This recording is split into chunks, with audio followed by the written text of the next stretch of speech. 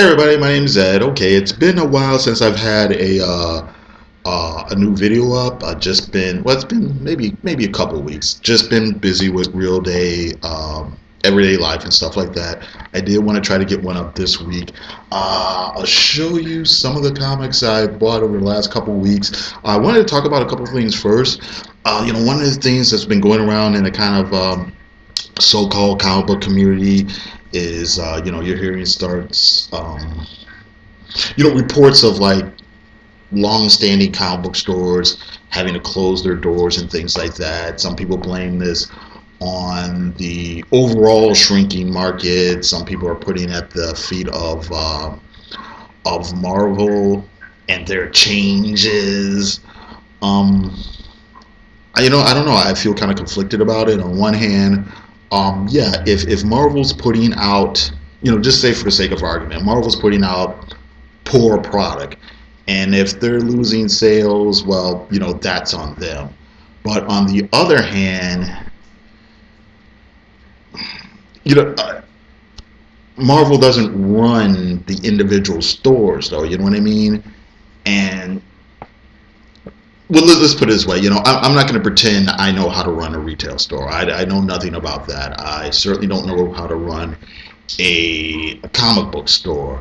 But at the same time, Marvel's done all kinds of crazy things business-wise over the last, not just couple years, over the last 10 years. And I can see how that's probably taking a toll. And I'm thinking about things like the rising prices, double shipping, over shipping, flooding the market, putting things out not because they think they're going to sell, but because they know they're going to take up shelf space and things like that. And and I get that, all sorts of weird incentives to get retailers to over order certain books here and there. So like I said, I can totally see how that we'll take a toll. That is, it's going to take a toll on the industry and stuff like that. But again, I mean, it's up to the retailers to order those books. It's up to the retailers to make the best decisions that he can, regarding his store and his audience. And and sometimes when stuff fails, that's just the way it goes. It's just, hey, capitalism. You know what I mean? So it's weird to me where people are like, well, these stores are failing and it's Marvel's fault. It's all Marvel's fault. The Marvel has a hand in what goes on in the industry. Yes, they do. But I don't know. It's like I was trying to come up with a good analogy for this. And at first I thought about how, Tower Records used to be, one of the biggest chains in the country, and they're no longer around anymore. And it's not like people stop listening to music, but the way people consume things has changed. You know what I mean? Do you get mad at, Coldplay because they found a way to reach their audience, Coldplay or whatever band you want to think of, because they found out a way to reach their fans, through the internet,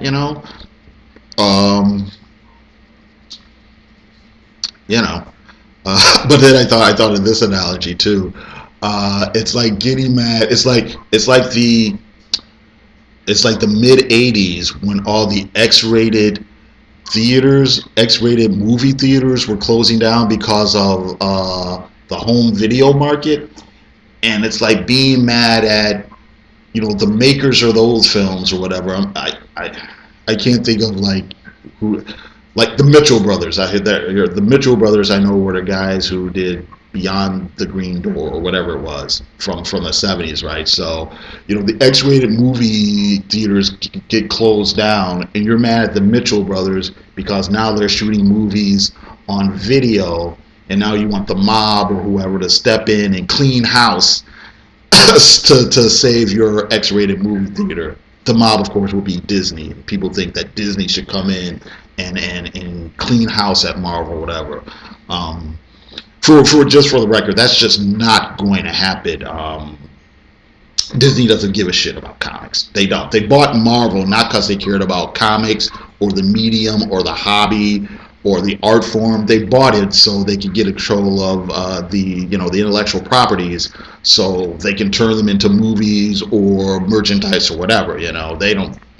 Disney can't be bothered to put out comic books, starring their own characters. So they don't give a shit about Marvel Comics as a comic book company. But anyway, but that leads to the other thing where some people are saying things like, oh well, people, the general audience is going to see these movies, Iron Man and Thor and stuff like that, and then they come into the comic book shop and the characters are changed and they're walking out.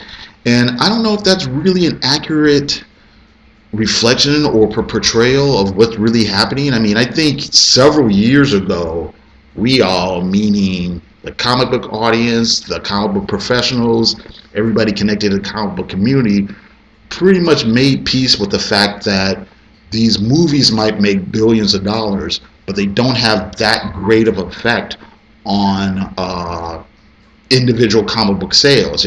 People don't go to see a blockbuster like the Avengers, and then a million people are now going into the comic book stores trying to get those comics. They just buy merchandise really into that movie. Maybe they come in and buy a trade or whatever, but a couple months later, they're on to the next big trend or whatever. So that's the one thing. The other thing is, the thing that a lot of people who are hardcore fans of Marvel have been complaining about up until like right now, or even including right now, is Marvel's so-called movie synergy. The whole idea of when these movies come out, they'll change things in the comics to reflect those movies, even if it's a superficial thing. We have a Guardians of the Galaxy comic book out right now. That comic book had been retooled to resemble the movie. There's a Patsy Walker Hellcat comes out because there's a Patsy Walker character in the Jessica Jones show. There's a Defenders comic book out. The lineup of the Defenders comic book is the lineup in the TV show. Even going back to the first Tobey Maguire Spider-Man, he's got organic web shooters, so Spider-Man all of a sudden has organic web shooters in a comic. The X-Men are wearing black leather suits in the movies, so in the comics they're wearing black leather suits. People forget Spider-Man died in the 616 universe at one time, but by the time the Andrew Garfield movie came out, Peter Parker was back. Same thing, Captain America. Captain America died, came back, but Bucky was Captain America in the comics. But when Captain America First Avenger movie came out, Steve Rogers was Captain America again. You're kidding yourself if you think that as of this shooting, you're kidding yourself if you think Man-Thor isn't coming back. Well, he hasn't even gone away completely, but you know what I mean? So yeah, I don't get that whole, well, people are getting turned off because Riri Williams is an Iron Man and they're looking for Tony Stark. Come on, man. Tony Stark is supposedly in a coma, but he hasn't even left the comic book. You know what I mean? Of course Tony Stark is coming back when the next Iron Man movie comes out or whatever. So, I just think it's an odd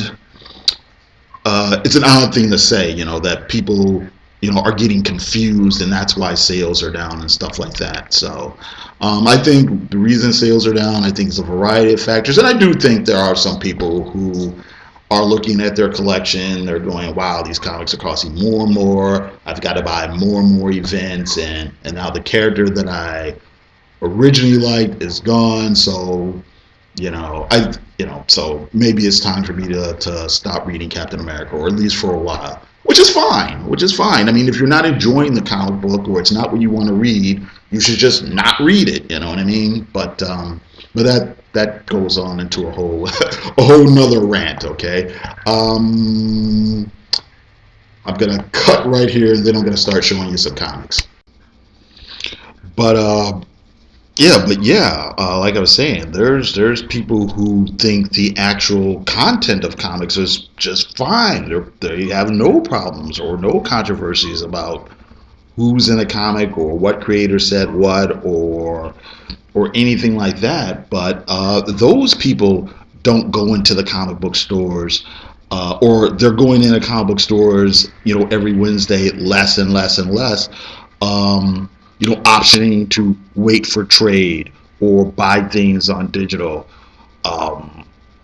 So yeah, like I said, there's things going on in the industry as far as the old distribution system and things like that may or may not be sustainable anymore. There's, like I said, shady stuff that Marvel's been doing, but it's shady business stuff they've been doing for the last 10, 15 years, and but then there's just, like I said, it's a different generation and stuff like that, and people, like I said, it's no longer the thing where you like pop music, so you listen to the top 40 station, and then you go to the record store and buy your buy your vinyl. Not that people don't make vinyl, people still make vinyl. There's still vinyl collectors out there, but that's just not the norm anymore. People will digitally download it and blah blah blah blah blah, whatever. So yeah. Anyway. Stuff I got this week, or this week and last week.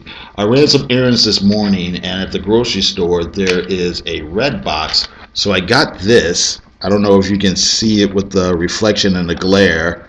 This is Batman and Harley Quinn animated feature. So I don't know.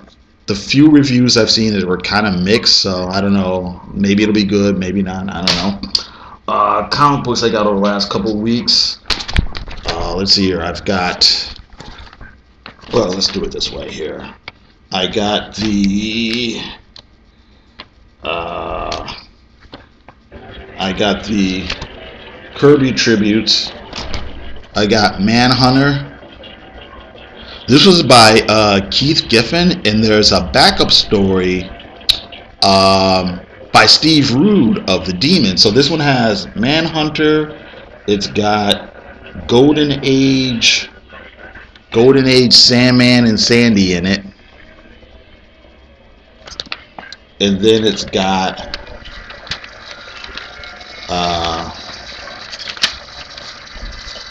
like I said, Steve Rude. So that should be a fun read. I got Black Racer. Okay. I got Marvel Generations The Archers. So this is Clint Barton and Kate Bishop.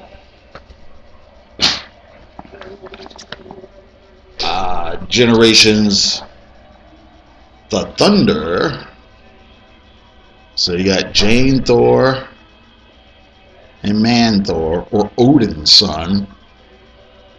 I really like the art by Azur in this. He keeps getting connected to like projects that I find myself getting bored with really quickly. I want him to get attached to a comic that I really, really like, But it was like he was doing all different Avengers.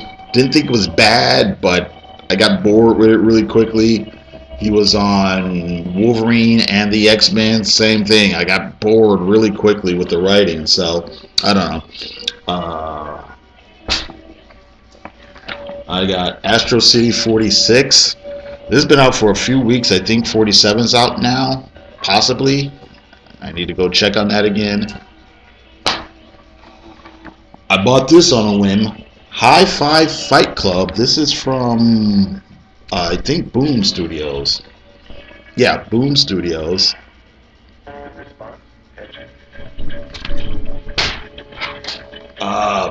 Return of Black Magic. Black Magic number 7.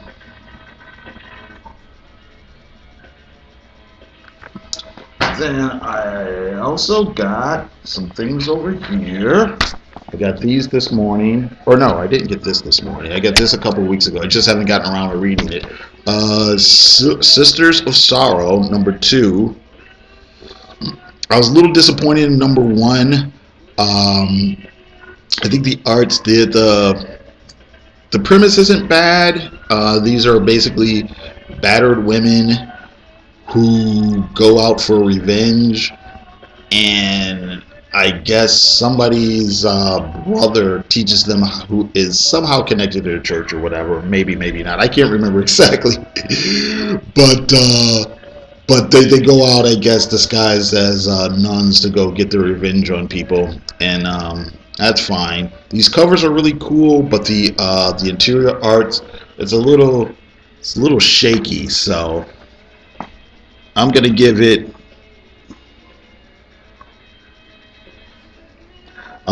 one more issue and decide if the story is good enough to keep me reading it despite the art. So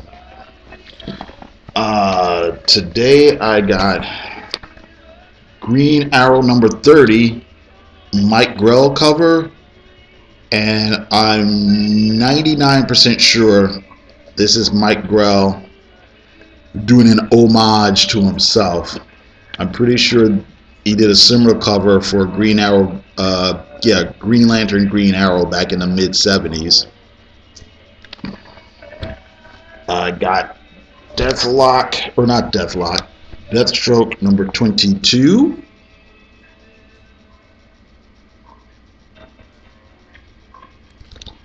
And what the fuck is this? I didn't even see this. Mask of the Phantasm. This was like a direct-to-DVD Batman movie that came out in the 90s that was like pretty popular at the time. So I guess it's been re-released on Blu-ray. So, oh well, it even says it on here. It even says 1993. Okay. So, also got Deathstroke number 23. And then I got Hawkeye number 10. Okay, so that's it. I gotta thank everybody for watching. Everybody, you all have a good day. Thank you.